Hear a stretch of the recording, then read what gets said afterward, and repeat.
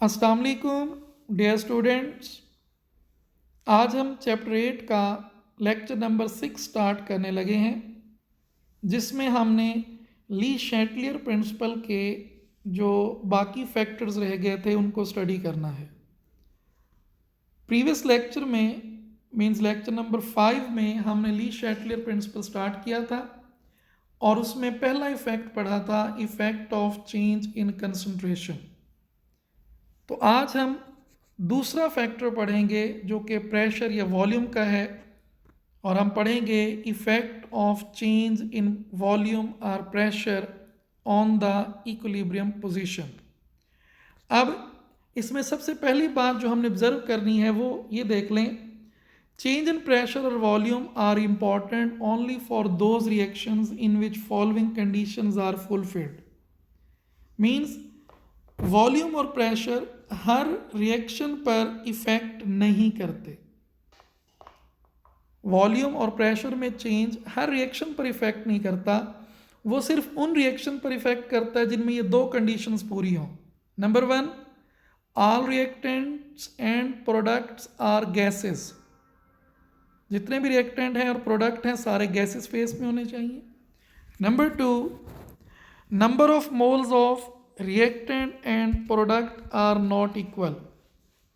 Reactant और product के number of moles भी इक्वल नहीं होने चाहिए।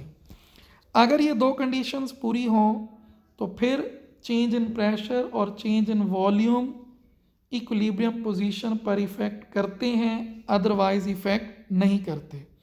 सपोज ये दोनों कंडीशंस पूरी हो गई तो फिर हमें ली शैटलियर प्रिंसिपल क्या बताता है। According to Le Chatelier principle दो कंडीशंस है।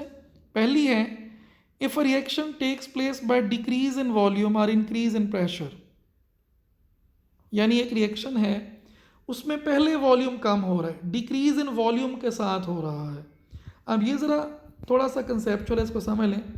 डिक्रीज इन वॉल्यूम से मुराद है कि रिएक्टेंट के ज़्यादा मोल से प्रोडक्ट के कम मोल बन रहे हैं। तो ऐसा रिएक्शन जिसमें रिएक्टेंट के ज़्यादा मोल से प्रोडक्ट के कम मोल्स बन रहे हों तो हम कहते हैं this reaction is taking place by decrease in volume.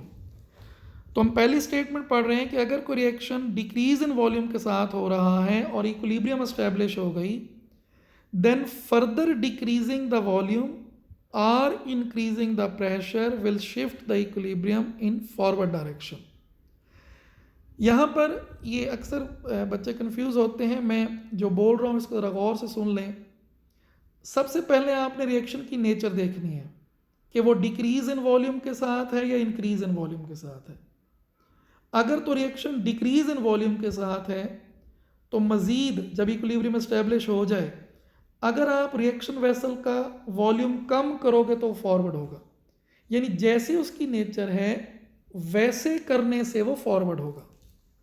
दूसरा केस क्या है, if reaction takes place by increase in volume, यानी कोई ऐसा रिएक्शन है जो इंक्रीज इन वॉल्यूम के साथ हो रहा है। इंक्रीज इन वॉल्यूम का मतलब रिएक्टेंट के कम मोल हैं, प्रोडक्ट के मोल ज़्यादा मिल रहे हैं।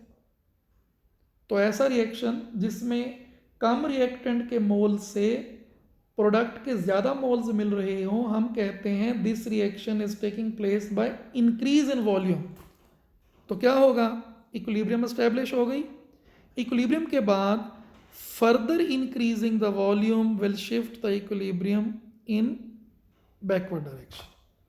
उसमें अगर आप वॉल्यूम इंक्रीज करोगे तो वो फॉरवर्ड होगा।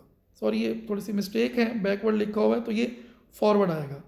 यानी हमने रिएक्शन की नेचर देखनी है।